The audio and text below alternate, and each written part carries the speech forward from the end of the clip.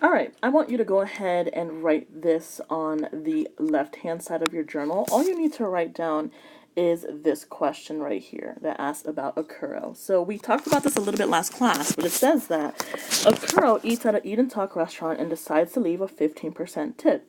He thinks that he can calculate 10% of any number, and then half of that, what is half of 10%? We know is 5, right? And he thinks that when I add those two percent values together, I get 15. The question is, do you agree? Do you think it's reasonable? Or do you disagree? Well, the truth of the matter is, what a churro said is actually very much so correct. We could take 10% of a number and then half of that, and that'll get us 15. So let's go ahead and do that with the amount of $16, right? How do I find 10% of $16? Well, I know I just need to move my decimal one place to the left. So 10% is going to give me $1.60, okay? This is going to be, again, 10%. Now, I want half of that because now I need to know what 5% is. And I know that 10 is half of 5. So what is half of $1.60? Well, it would be 80 cents, 0.80, okay? So I did that using the math in my own head, but you can also do it the old-fashioned way by doing 1.6 in the house, putting the 2 on the outside, etc., okay?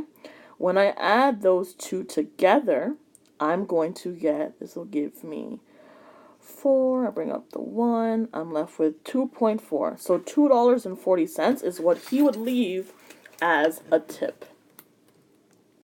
So now we're going to use our benchmark percents again to calculate 12% of 100, 200, and 150. So 12% of 100, I know how to get 10%, right? 10% would give, I would move my decimal one place, so I would be given 10, right? 1% of 10% is 10. Or excuse me, 10% of 100 is 10. Then I need to find 1% and 1%. Why? Well, if I add all of these percents up, I'm going to get 12, right? So I need to find 1% of 100 and then put that number down twice. So to find 1%, I need to move my decimal over 2 places. So that's going to leave me with 1 and 1. The grand total, if I add 10 plus 1 plus 1, is going to give me 12. So 12% of 100 is 12, okay? Let's go ahead and try 200. So I'm going to find 10% of 200 by moving my decimal over 1 place, and that's going to give me 20. Then I need to find 1% and another 1%, because again, I am looking for a total of 12. 1% means I have to move my decimal over 2 places, so I'm going to be left with 2 and 2 for a grand total of 24, okay? Last but not least, 12%, so I'm going to find 10 plus 1 plus 1 for a total of 12%. To find 10%, I move my decimal over 1, so that'll give me 15. And to find 1%, I'm going to move my decimal over 2 places, that'll give me 1.5, okay?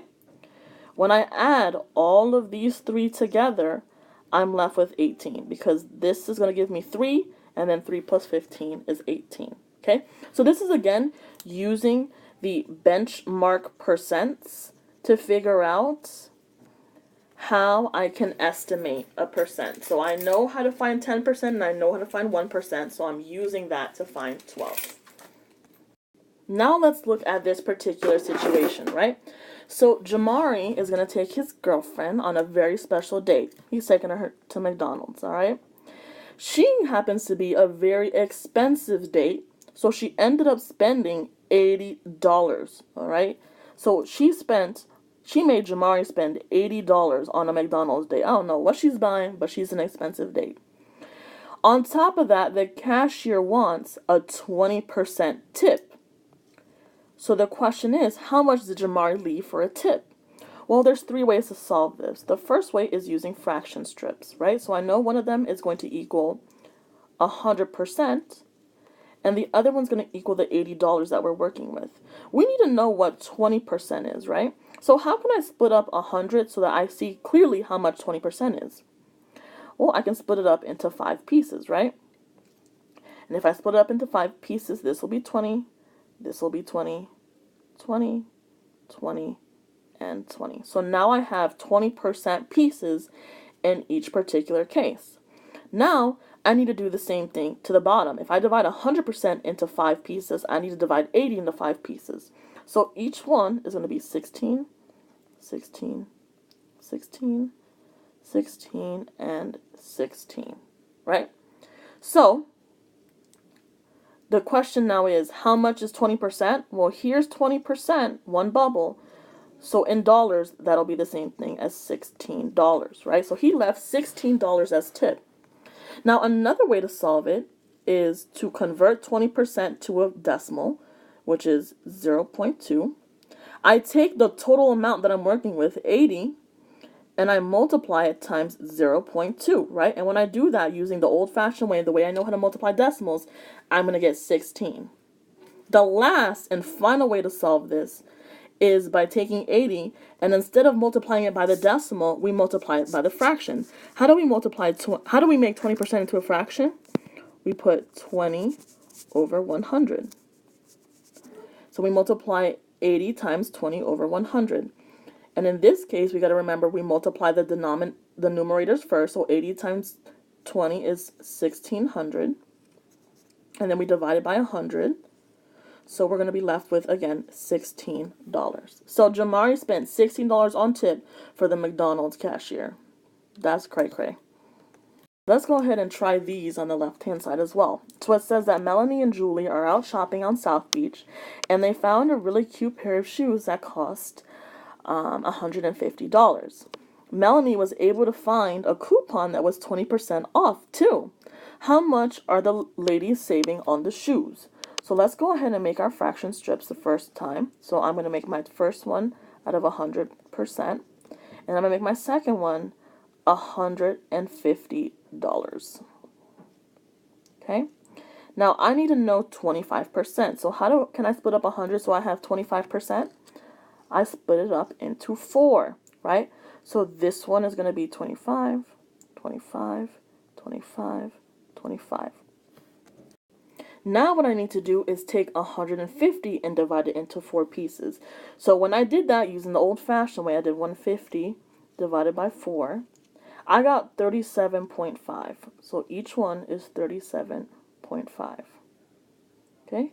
So now the question is, what is 25% in dollars? Well, that answer is going to be $37.50. They're going to save $37.50 by using that coupon. Now, another way to do it is by using 25% in decimal form. So how do we make 25% in decimal form? 0.25. Now, in this case, what we do is we take the 150 and multiply it times 0.25, and we are left with, again, the 37.5. Same thing with if I use 25% as a fraction. I'm going to take 150 and multiply it times 25 over 100, because that will get me, that's the same thing as saying 25%.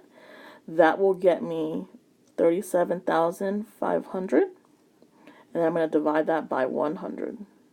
Or I'm sorry, that gives me 3,570. And then I divide that by 100, and I'm left with $37.50. Okay, so these are the type of questions that you will be given on your test. Now, on the right-hand side of your journal, I want you to try problems 1, 2, 3.